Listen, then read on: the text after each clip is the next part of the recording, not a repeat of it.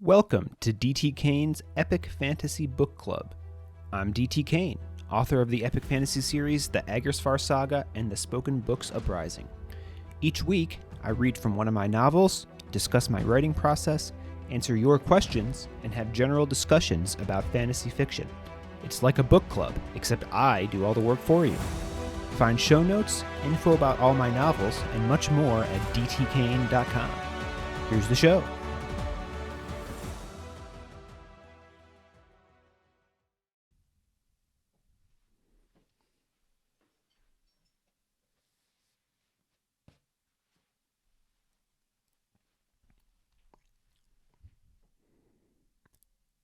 Chapter 13.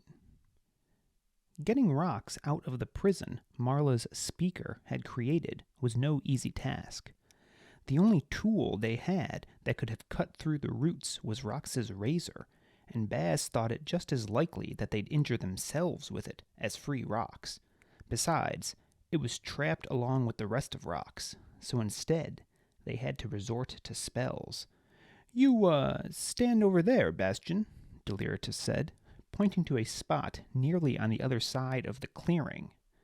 Deliritous sat propped against his book pack, which thankfully neither Hellar nor Marla had thought to steal in their haste to escape from the dragon Deliritous had invented. Baz wanted to yell at Deliritous for being a fool. From that distance, he'd practically have to shout in order for Baz to hear. But Deliritous had agreed, however tentatively, to Baz's proposal, and Baz wasn't about to push his luck. "Complete the trials for me?" Deliritous had murmured. He looked away from Baz, tracing a finger through the grass as if searching for something. "Why would you do that?" he'd finally asked, still not looking at Baz. Baz glared at him. "Marla was right about one thing. Don't be so dramatic. The only reason I'd even consider it is if you swear you won't blow me into your father, or anyone else for that matter, once we return to Erstwhile." "I could be executed for hiding a cuss," Deliritous said, face still angled toward the ground, voice low. Baz shrugged.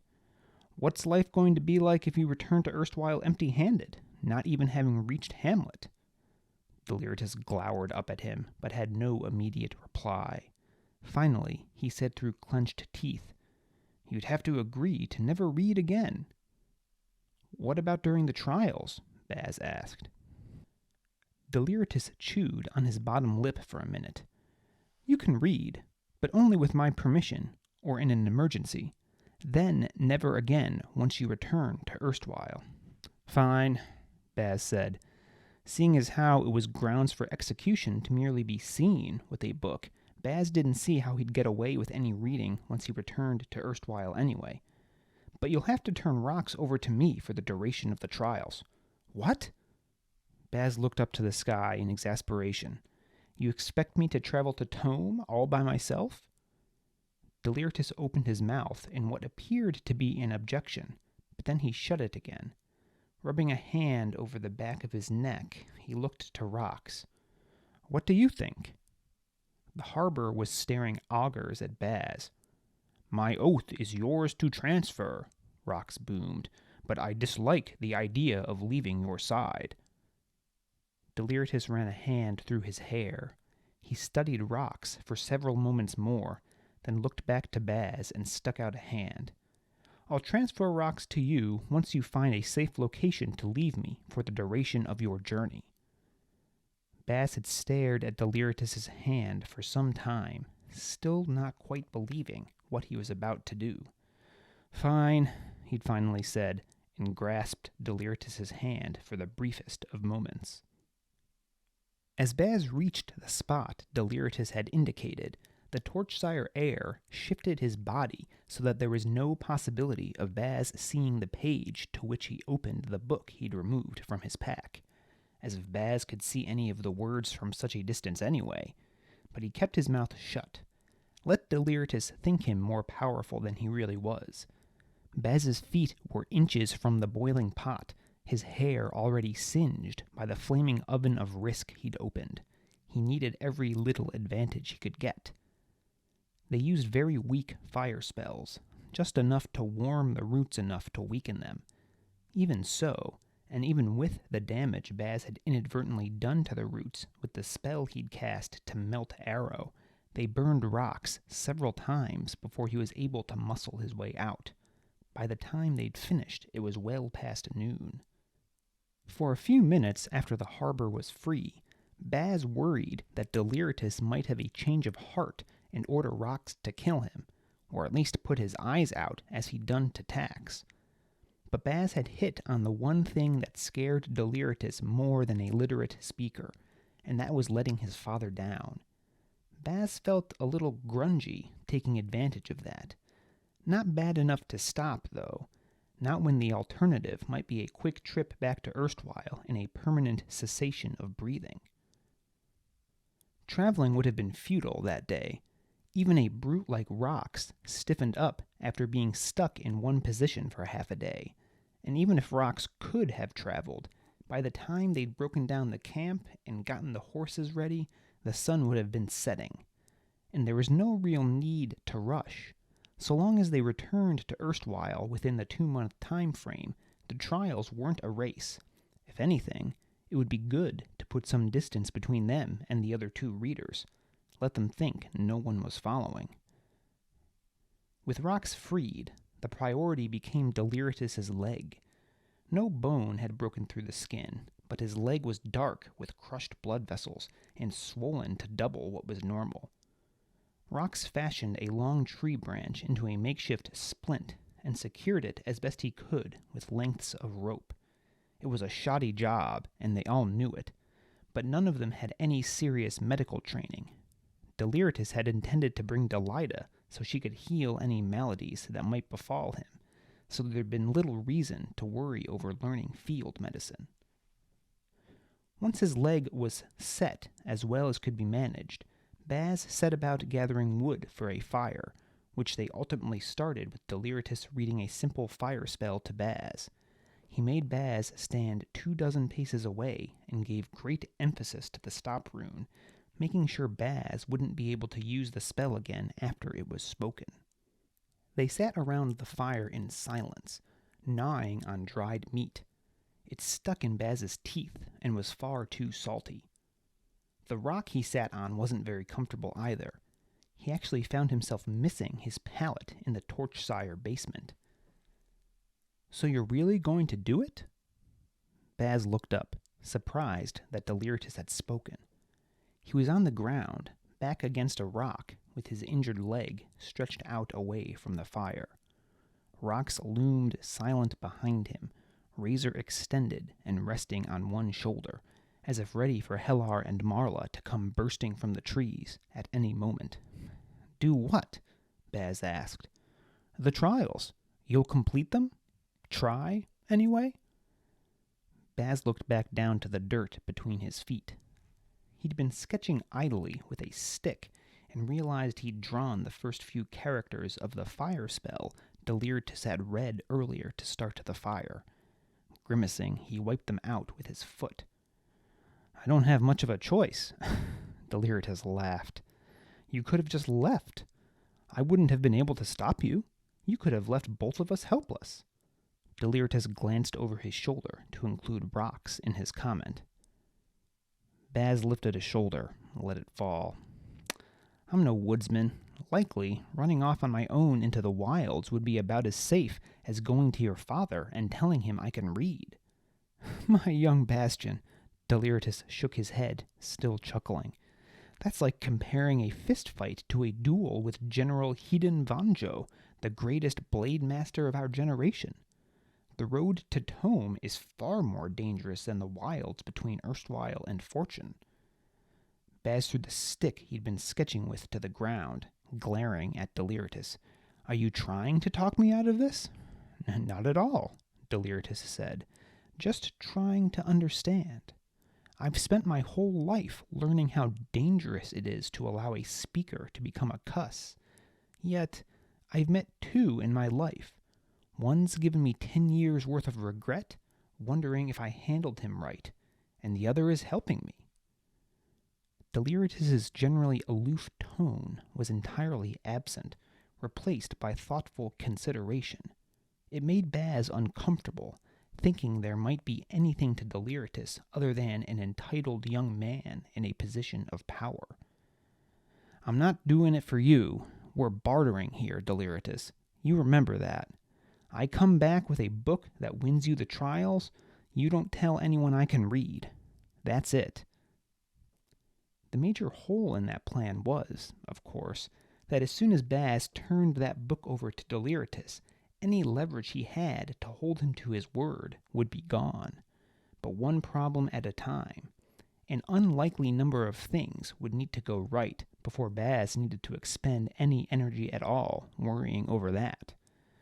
"Yes," Deliritous said, staring into the campfire. "That's it." He sounded so disappointed. For some reason, that made Baz angry, which seemed stupid, which made him angrier still. Curse Deliritous for a book burner. He drove Baz crazy by merely breathing. "Maybe we should get some sleep now?" Baz grated out, barely keeping his anger in check. "A fine idea," Deliritous said, some of his usual too upbeat tone returning.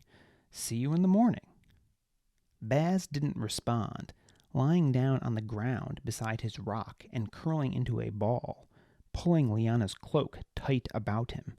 The nerve of Deliritous even thinking that Baz was doing this to help him. Deliritous could rot for all he cared. Just so long as Baz kept his life and his eyes, that's all he cared about. Absolutely. That was all. He didn't sleep well that night, plagued with dreams of Marla's sinister eyes and the voices he'd heard when he'd spoken that spell of shadow. Had he just imagined them? Were the stories actually true, that the dark power of such spells drove one mad? He tossed all night, worrying that he might wake to find he'd lost his mind. Perhaps it happened already. After all, he'd agreed to help Deliritous. They woke early and set out with the sun only just above the horizon. The first order of business was to figure out what Deliritous would do while Baz was off trying to complete the trials. He obviously couldn't go back to erstwhile, but neither could they just leave him out in the wilds to fend for himself. In the end, there had only been one real option. "I don't like this one bit, Baztian," Deliritous said, for what must have been the 20th time since they'd started riding. Deliritus's splinted leg jutted out from the side of his horse like some wild strand of hair that just wouldn't lie flat. After the initial ordeal of getting him into the saddle, Deliritous had managed to sit his horse fairly well for a time. He'd gone so far as to say he felt good enough to ride all the way to Tome, and once again, for a brief time, Baz had worried that Deliritous might back out of their agreement. But within half a mile his face was gray from the pain that each step of his horse sent shooting through his injured limb. He'd vomited at least once, and nearly fallen from the saddle half a dozen times. Rox rode along beside him, eyeing him like a hawk for any sign he might be nearing another fall. "If either of you have a better idea, I'm happy to listen," Baz said. "Trust me, I don't like the idea of people thinking you're me any more than you do." Deliritous made as if to retort, then clamped a hand over his mouth, face turning from gray to green. After the lack of sleep and multiple brushes with death, Baz wasn't feeling so great himself, and quickly looked away. The plan was simple, really. Hamlet was a small town situated at the Great Road's fork, creating two potential paths to Tome, one north through the Emerald Woods, the other west through the Reach.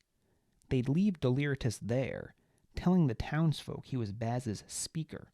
It was less than a day away, reachable by nightfall.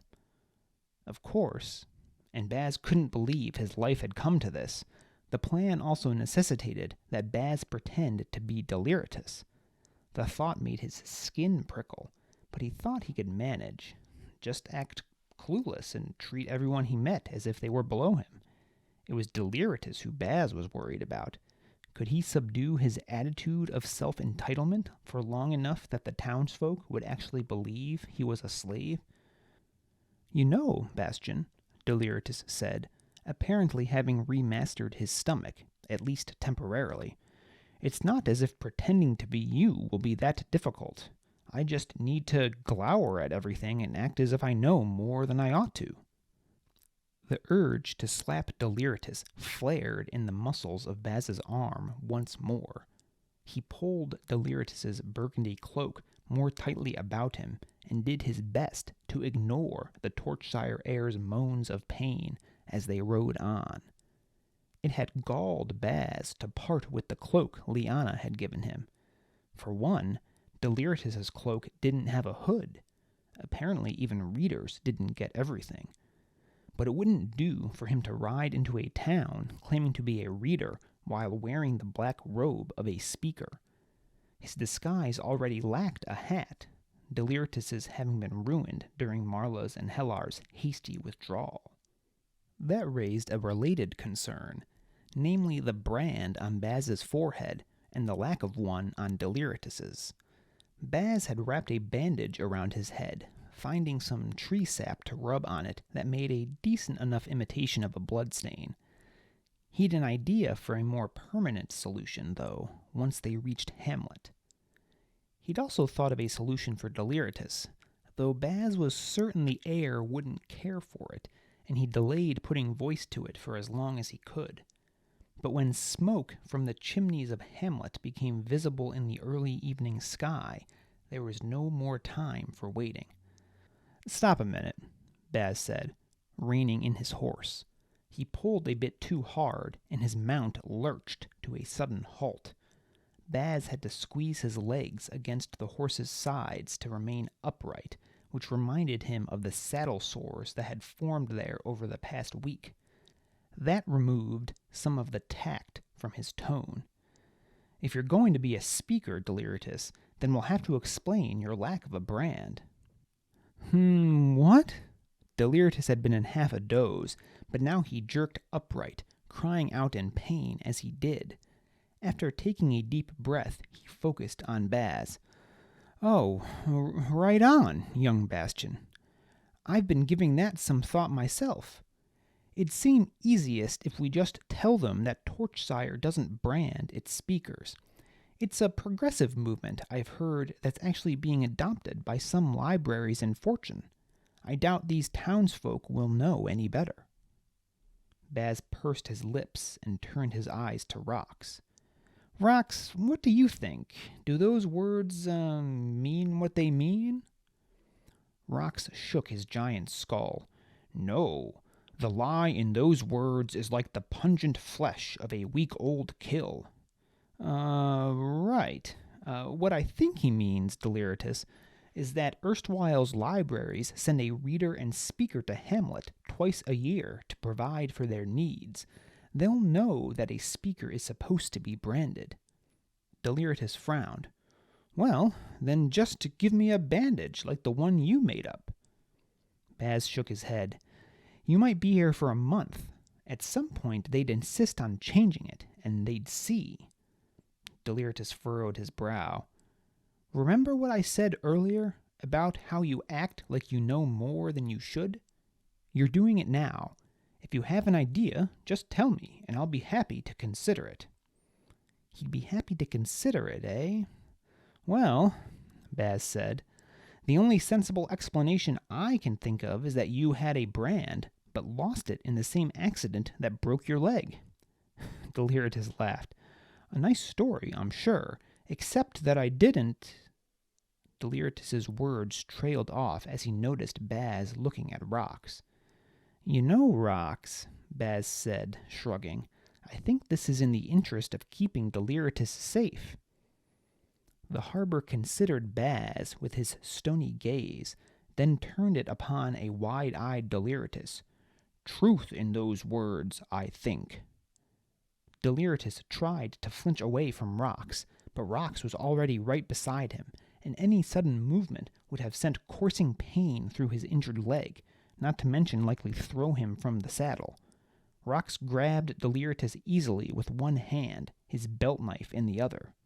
It was over in an instant, Baz moving like a surgeon. Deliritus's screams of protest and pain lasted longer.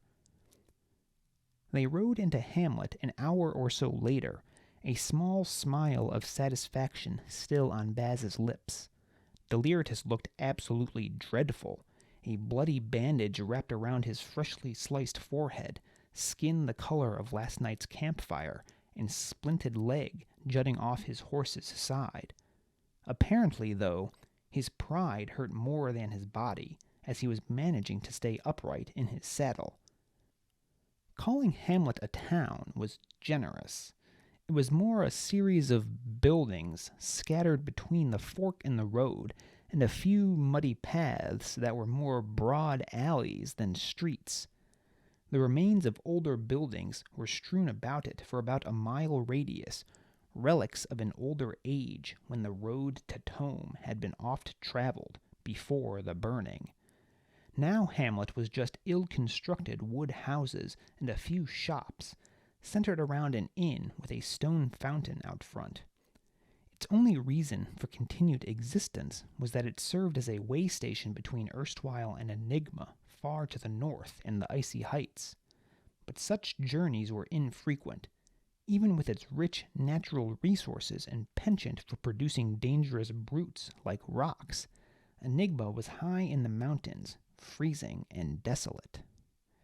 Still, Baz saw what he was looking for almost immediately amongst the dilapidated buildings. He stopped the horses in front of a structure that was slightly less rickety than most of the others. Deliritus, you wait here. Rox, I suppose you ought to come with me to keep up appearances. The Harbour looked to Deliritous. Oh, just do as he says, Rox. You did so earlier without consulting me. It was difficult to tell in the gloaming, but had Rox's cheeks reddened? Regardless, he dismounted and followed Baz into the building. The shop was smaller than it appeared on the outside, and Baz told Rox to wait by the door for fear his wide shoulders would knock merchandise from the shelves. The storekeeper stood behind a counter polishing a pair of brass candlesticks when Baz entered. He eyed Rox first, giving him a sour purse of the lips, then turned an equally skeptical gaze upon Baz. Not exactly the reception he'd been expecting. Baz tried to stand a bit taller and turned slightly to ensure the man could see the sigil on his cloak. Fair shopkeeper, it is I, Deliritous Torchsire, reader of erstwhile, come to grace your shop with my presence. The man squinted one eye at him, not speaking for several moments, during which time Baz began to feel increasingly the fool. Had that been a little too much? I can see your sigil well enough, reader, he finally said, voice just as abrasive as his dubious stare. What do you want? For a moment, Baz thought his pride was hurt. Then he quickly realized it was his own actions that offended him. What was he thinking? Read a spell and put on Deliritus's cloak, and suddenly he expected to be treated like any old pompous reader? He cleared his throat and tried to speak in a more ordinary tone. I'm looking for a hat, good shopkeeper. A hat? The skepticism in the man's tone made it seem as if Baz had just asked him for a spoken book or something equally as impossible. The shopkeeper eyed the bandage wrapped around Baz's forehead, and he subconsciously began adjusting it before yanking his hands back to his sides and glaring at the shopkeeper. He was, after all, supposed to be acting like a reader, and no reader Baz had ever seen would accept treatment like this from an illet. Yes, sir, a hat. Do you have one, or should I take my coin elsewhere? That replaced the glare on the man's face with a grimace. The worst sound a merchant can hear is that of a purse leaving his store unopened. Apologies, reader. Just that, the last time a reader was in town, he charged me triple the ordinary rate to fix a few pocket chronometers and oil a few hinges. 2 months later, the watches lose 30 minutes a day. and more importantly lay unsold in my back room. And the doors squeak so loud I fear the dark ones will hear and curse my humble store." "Ah," Baz said. He could, after all, relate to such poor treatment. "Well, I assure you a Torchsire would never do such a thing." It was a good kind of lie. Likely, given the opportunity, the Duke would perform shoddy work if the profit were good enough. But since Torchsire lacked the resources to actually send a reader and speaker to Hamlet, there was no way this man could ever have met one. "I'm sure, sir," the shopkeeper said. "Now, a hat, you said? He looked around his store, then began rummaging beneath the counter. He continued to speak while he was out of sight, voice muffled. "Nothing that befits your high station, of course, but—" He popped back up, a hat in hand. It was dark brown leather, creased and well worn with a wide brim. "If you're just looking for something to keep the sun out of your eyes, then this is just the ticket, I'd say." Sun out of his eyes or eyes off his forehead? Baz tried to keep the smile from his face. All those cold days with a bare head, and now he was finally about to have a hat. "How much?" he asked, voice definitely too eager. The storekeeper grinned, though he quickly sobered as his eyes turned to Rox, who stood like a statue in the doorway. 1 gilt 5, he said. Baz considered. He'd never given money much thought, seeing as how he'd never actually had any to call his own. But Deliritous had given him coin various times to pick up packages from the market. Baz seemed to remember turning over 15 or so bits recently for a new set of clothes for Deliritous, which was comparable to what the shopkeeper was asking. "Lies," Rox rumbled. Baz glanced to Rox, then cocked an eyebrow toward the shopkeeper. "Trying to swindle me, eh?" The man threw his hands up in the air, palms outward. "Swindle? Not me, sir. Just times is hard, and I—" He swallowed as his eyes fell back upon Rox, who'd crossed his arms over his chest. "I could go 1 gilt even." Rox opened his mouth once more, but Baz cut him off. "Rox, give him the 1 5. Maybe that will make up for the swindling that he suffered at the hands of other readers." For a moment, Baz thought Rox was going to argue, but then the Harbour nodded. True enough." He reached into the money purse at his belt. Deliritous had entrusted the money to him, and placed the coins on the counter in front of the shopkeeper. The man's eyes widened.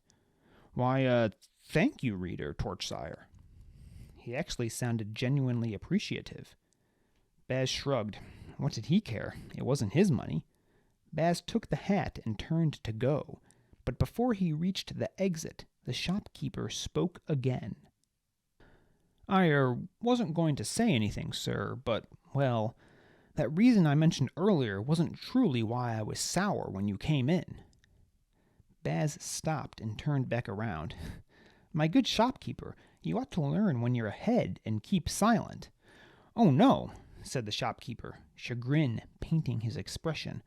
"I wasn't lying. I really was swindled by a reader months back. Your words, not mine, mind. Swindled. But the reason I was skeptical just now was because another reader was in my shop just yesterday. 2 of them, in fact, though only one spoke to me. She was, well, not nearly as respectful as yourself, reader Torchsire." The man smiled down at the coins on his counter. At the mention of other readers, Baz's heart had stopped. "They're not still here, are they? Eh? The other readers, are they still in Hamlet? Oh, why no, you missed them. Left this morning. Think the lady said she was going through the Emerald Woods, and the young lad was going west, through the Reach. I don't know why they wouldn't just stick together. The Reach and beyond are nasty lands, but what do I know?" Baz blew out a sigh of relief. At least that part of his plan had worked. putting distance between them and Marla and Hellar. "Well, what did she say that upset you so much that you doubt a fine man like myself?" That had been perhaps a bit too much, and the shopkeeper pursed his lips for a moment. Baz gave the man what he hoped seemed a more genuine smile and motioned for him to continue.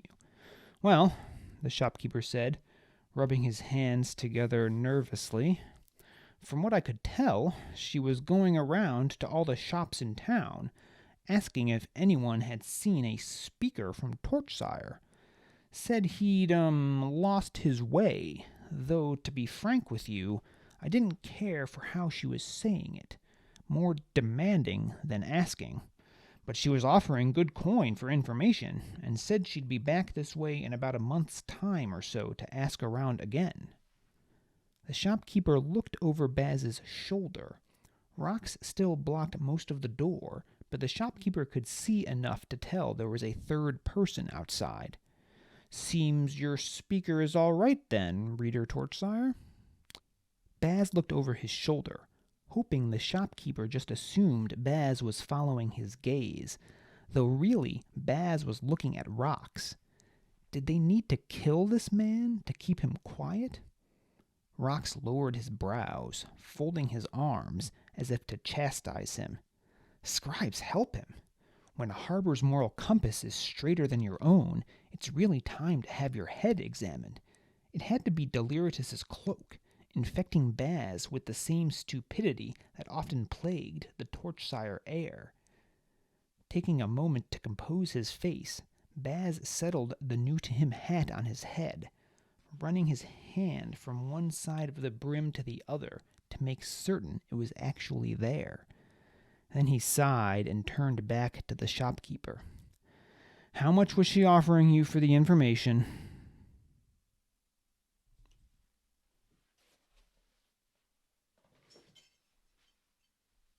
All right. Hello, friends. Welcome back to another episode of D.T. Kane's Epic Fantasy Book Club. Today is March 23rd, 2022, as I record this, and this is episode number 11. We're into double digits here now. Chugging along. All right, so hope you enjoyed this week's reading. Geez, what chapter was it? I've forgotten already here. Chapter 13, right? So, I didn't even write that in my notes. I'm just not very organized here today. Right, okay, on the personal side of things here, not a ton to report. Do appreciate all the kind words from those of you who reached out about my home repair woes. I know I posted a couple photos of those in the newsletter last week. Never a fun time, especially when you come back from vacation to a unfortunate surprise like that. But we're dealing with it over here at the Kane household. The contractors have finally dried everything out. At least the giant dehumidifiers have made their exit. Couldn't have come soon enough. We were living in a jet engine here for like a week, like I mentioned last week. My wife and I were finally able to sleep in our bedroom for the first time in over a week earlier this week. So that was a relief. Air mattresses are not a good recipe for good sleep or good relationships. So it's nice to be back on a real bed. This did actually turn out to be a little bit of a blessing. The leak started on the second floor around. We have like a wall built around an old chimney. Our house is over 100 years old, and the leak started up there and went down to the first floor. And when they knocked down one of the walls on the first floor, they discovered that the exhaust pipe to our furnace wasn't sealed properly, which can, of course, lead to gas leaks. So actually pretty glad they knocked that wall down, so we were able to find that and repair that as well. So, look for the positive in all things out there, folks. We're just waiting now for the walls to be put back up. We've got a bunch of exposed studs, got a open concept. We really I like open concepts, but not the kind that involves walls falling over that aren't supposed to be falling over. So I'm sure we'll have another round of contractors here next week putting all the drywall back up. So that'll be that'll be a joy, but that's enough about my homeowner woes here for the day. On the writing front, Declaimer's Discovery, now in the hands of my advanced readers. Thanks to all of you out there who joined the advanced reading team. And if anyone listening is still interested, we've got a few open slots left. So shoot me an email, dtkane@dtkane, if you would like to join. If you join, you get all of my books for free in perpetuity before they come out. And in exchange, all you need to do is read them before they come out and post a review on release day.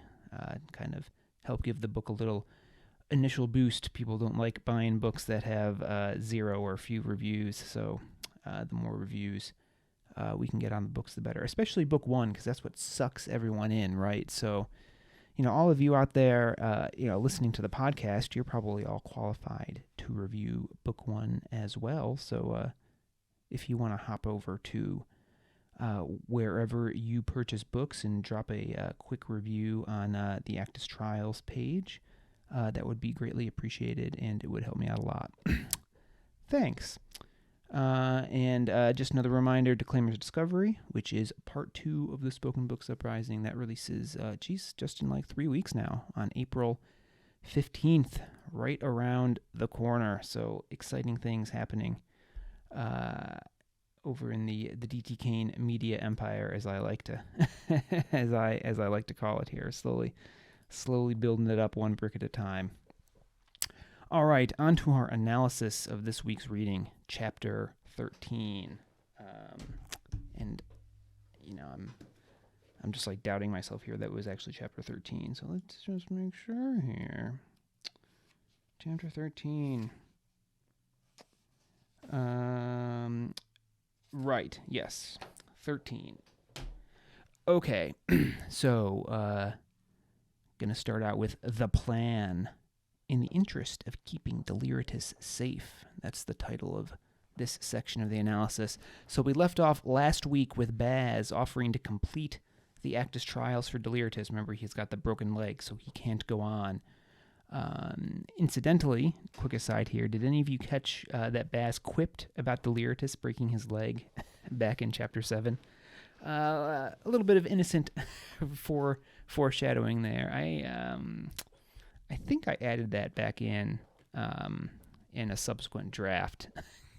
I think I had Baz saying some sort of sarcastic thing there in Chapter 7. I was like, oh, well, we'll put the broken leg thing in here, just because that actually does happen. So there you go, a little Easter egg for those of you paying real close attention. So why is Baz willing to make this deal? He's been so down on this whole journey. Obviously he is not really interested in completing the Acktus Trials. But obviously there is a quid pro quo here. I'll complete the trials for you, Deliritous, if you promise not to blow me in. Keep my secret that I know how to read. And as Baz says, as horrified as Deliritous is of Baz's ability, I think. Yeah, he says this in this chapter. He could be executed, he says, for concealing a cuss, which he said that back in Chapter 3 too, before they took Tax's eyes. So that's certainly the case. That's not an exaggeration here. The Society of Oration does not tolerate hiding a cuss, whether that's because they are afraid of them or the other libraries don't want a competitor to have such a powerful asset in their hands. A little unclear, maybe a little of both. I'm sure if you asked anyone publicly, they would say the former, but you have to wonder if the latter is an unspoken motivation of the libraries for that rule, because we've certainly seen maybe they're not the most they're not the most noble of folks in erstwhile the readers are. So you got to think maybe there's a little corruption going on there. But so the one thing that Deliritous is more scared of than a literate speaker, a speaker who can read, is letting his father down. And Baz actually says, he feels a little bad about capitalizing on that, right? Grungy, right? Grungy is the term Baz uses for it. After all, Baz has a family member in his brother that he wouldn't like to let down, and I'm sure Baz wouldn't like someone taking advantage of that relationship the way Baz is taking advantage of Deliritous' relationship with his father. So it's kind of interesting here. Baz and Deliritous are sort of serving as foils for one another, even though they're in such radically different positions. So something to keep an eye out. That's not the last time we are going to see that kind of give and take between the two of them. Right. So what are the features of this plan that Baz proposes? They're kind of scattered throughout the chapter. I've kind of compiled them here in list form, so we'll go through them. So number one, and this is interesting, Baz gets to use rocks, right? You get to transfer his oath to me for the duration of the trials. And interesting, Deliritous has that right. He can transfer. Maybe this will be the thumbnail for the YouTube video. Sort of a reminder here that rocks is property too. We haven't really necessarily thought of him quite like that, like the way, obviously all the speakers are slaves. They're considered property. But rocks is too, because Deliritous can send him off as he pleases. But it's interesting too that Rocks says he dislikes the idea of leaving Deliritous' side. So maybe an indication. Rocks doesn't just view his responsibility for Deliritous as a simple duty. Maybe there's a little bit of caring for Deliritous going on in Rox's head as well. That said, though, Deliritous does see that Baz is going to need some help. So he's like, well, okay, you need to find a safe place to leave me, and then I'll let you take Rocks. So that's step number 2 here. We see how much of a hard time Deliritous has riding with the broken leg. I think he turns gray, right, and then green. He's vomiting, almost falling off the horse. Rocks is like riding right beside him, kind of spotting him. So obviously they had to leave him somewhere. He's not going to be able to come on the trials. It's a long journey to Tome. But remember, no one can know that Deliritous isn't the one completing the trials, right? Imagine how embarrassing it would be if it came out that a speaker completed the trials for him. So how are they going to handle that? Well, they're going to switch places. And I enjoyed writing this sequence. I think it's a bit comical. We kind of got both Baz and Deliritous lamenting over having to pretend to be one another. Baz has got Deliritous' cloak on. He's upset about having to give away the present Liana gave him. Deliritous' cloak doesn't even have a hood. He's finding everything to complain about. We get some more, actually, right, almost immediately here, we get another kind of example of how they're foiling one another, where they're kind of, Baz is thinking about, well, it'll be simple to impersonate Deliritous, but he's the one I'm worried about. And then Deliritous says aloud in like the next paragraph, well, it's not going to be very hard to imitate you, Baz.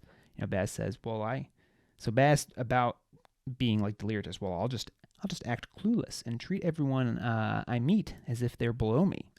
That's what Baz thinks it takes to be Deliritous. And Deliritous is like, well, to be you, Baz, I just need to glower at everything and act as if I know more than I ought to.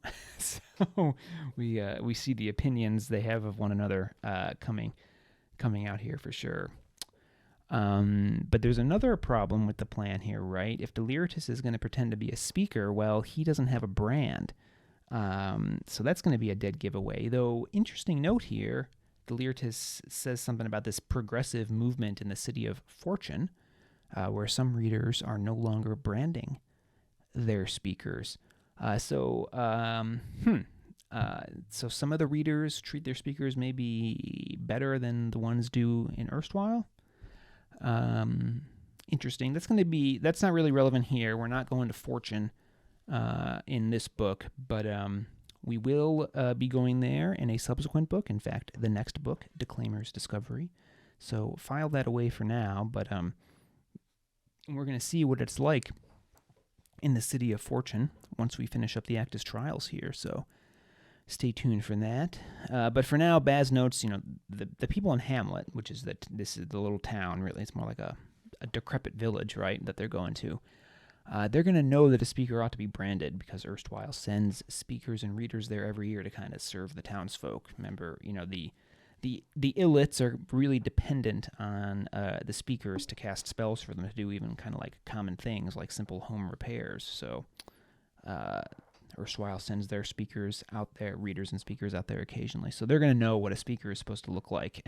And so what does Baz do? Well, it's like, well, Rox, I think this is in the interest of keeping Deliritous safe here. Kind of like hint, hint, nod, nod towards Deliritous' forehead.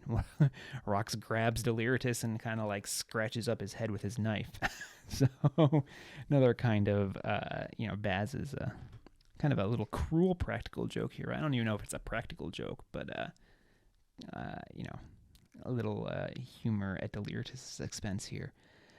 Anyway, frankly, probably necessary for this plan to work, right? But kind of just the way it was executed, a little bit funny here. And interesting, too, that Rox was so quick to agree with Baz.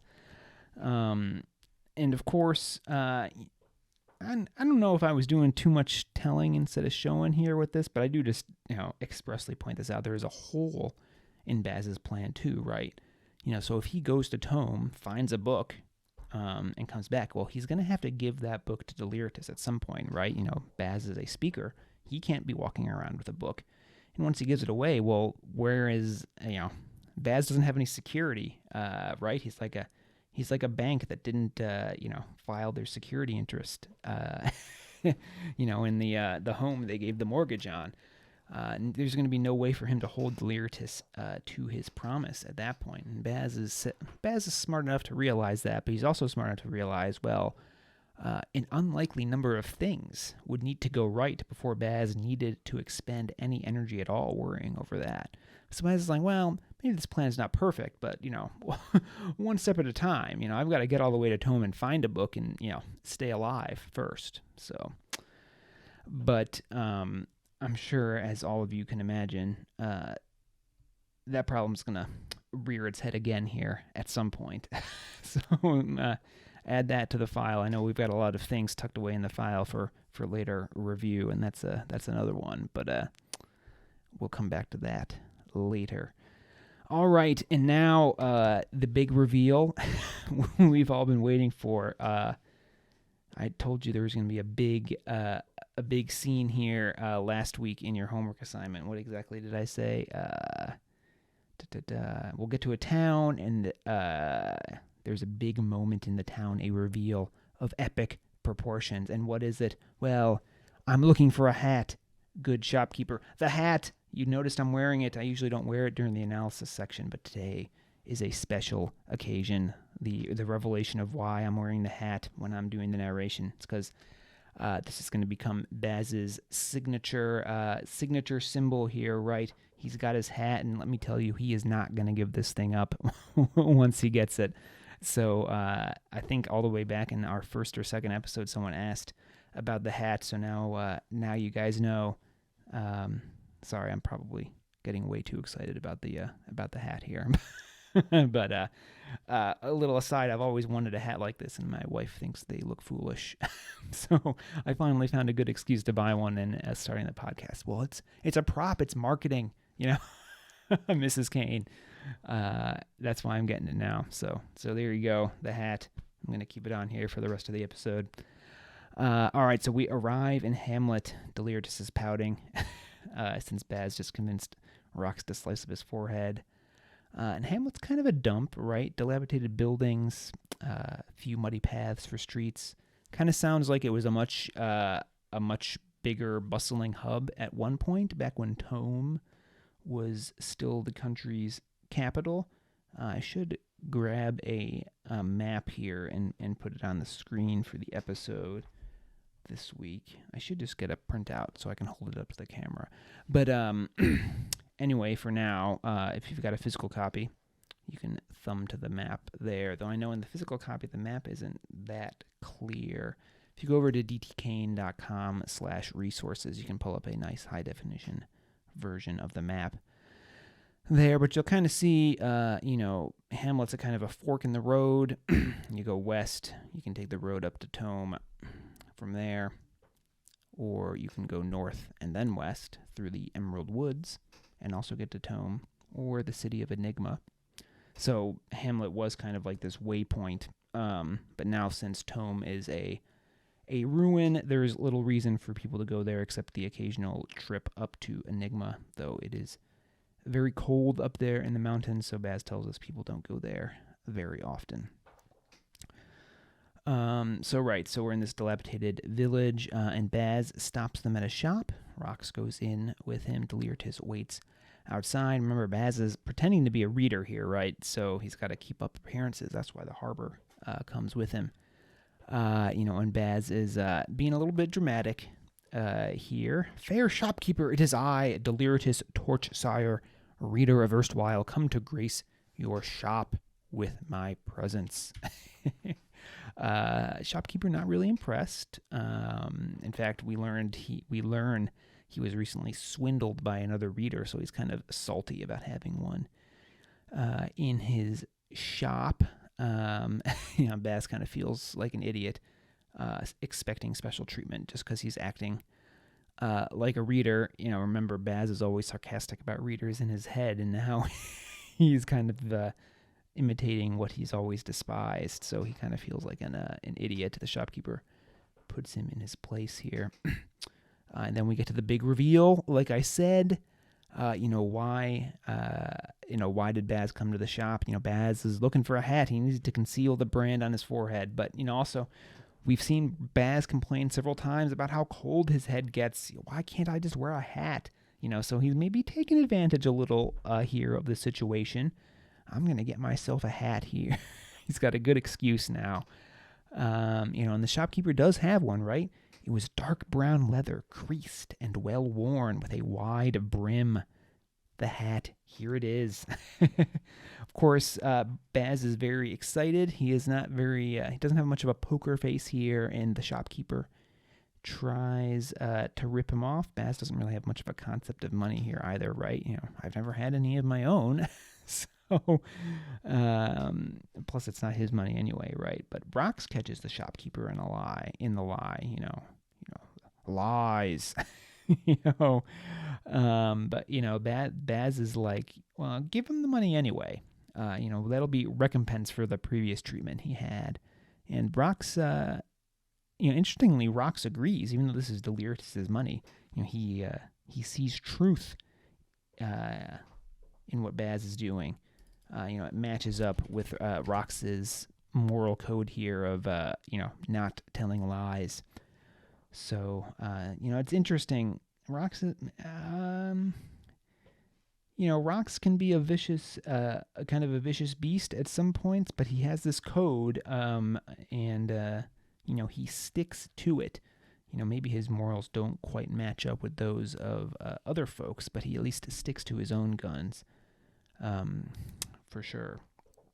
And this actually, this kind of is an important moment here, right? Baz's act of kindness here turns out to be pretty helpful. The shopkeeper wasn't going to say anything to him, but after Baz gives him the extra money, he reveals that Marla and Hellar were in the shop, asking around about a lost Torchsire speaker.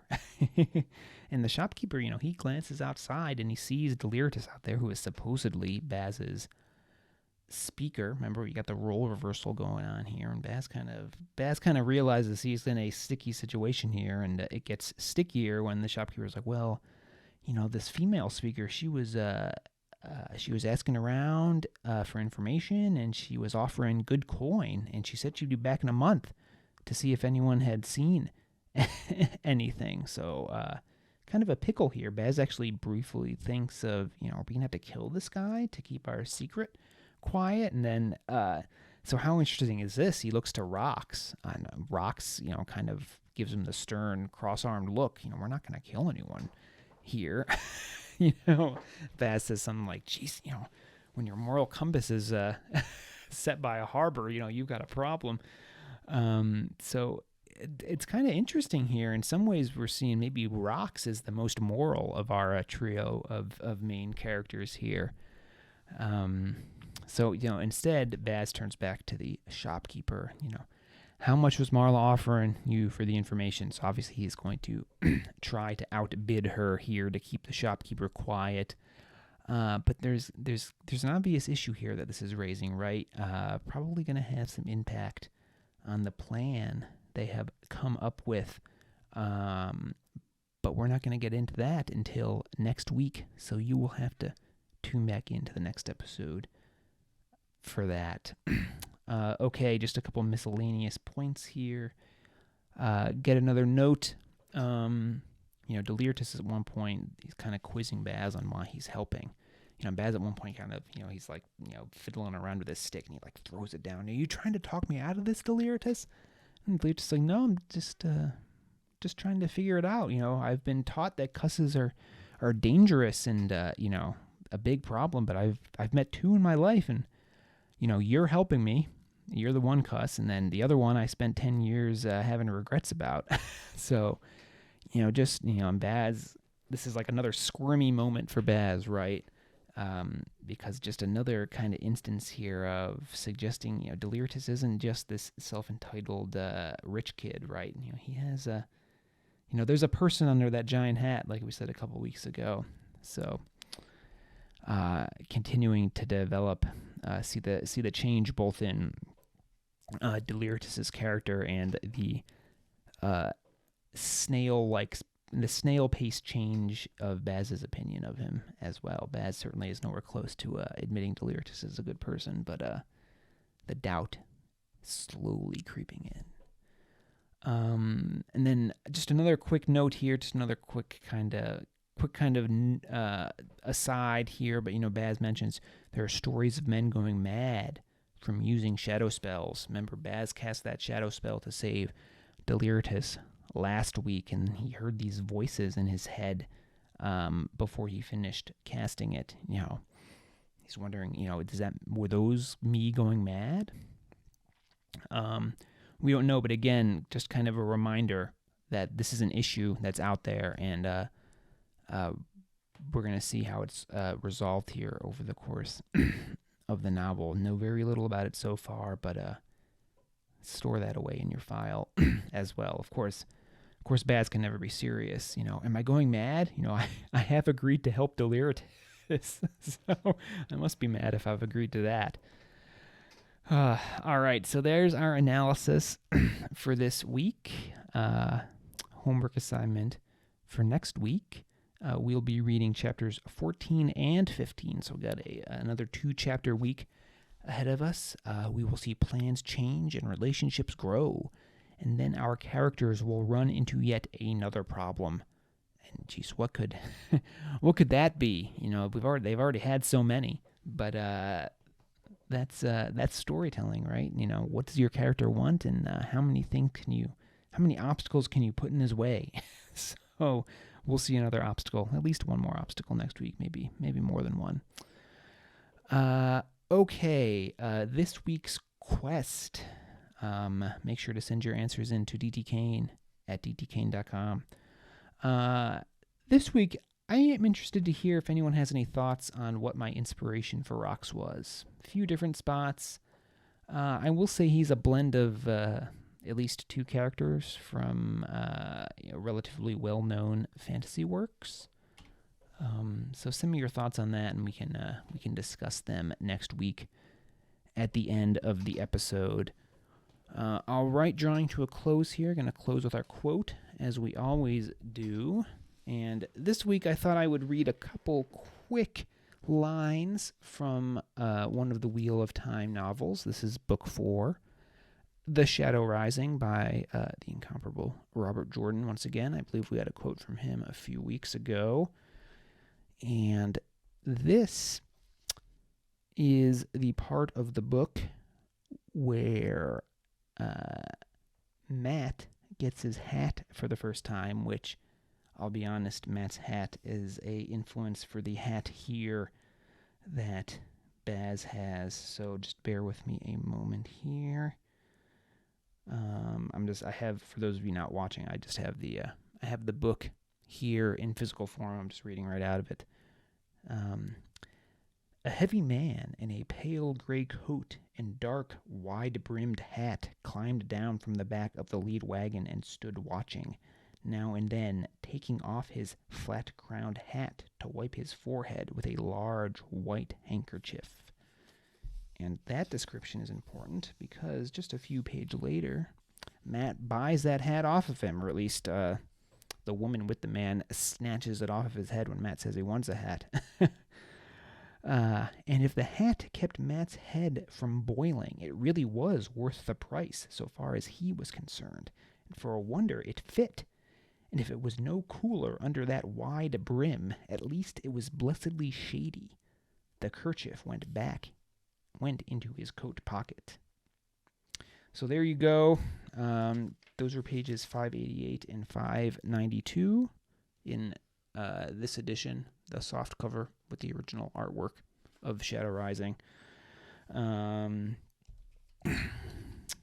Like I said, Matt's hat, definitely some inspiration for Baz's hat here, and frankly, Matt's character in general in the Wheel of Time certainly supplies some inspiration for when I'm writing Baz as well. Matt's one of my favorite characters in all of fantasy, so definitely channeling a little Robert Jordan in my own writing here. So that's all for this week. Hope everyone enjoyed. I certainly enjoyed my time with you, as I always do, and I'm looking forward to chapters 14 and 15 next week. So until next time, this has been D.T. Kane's Epic Fantasy Book Club.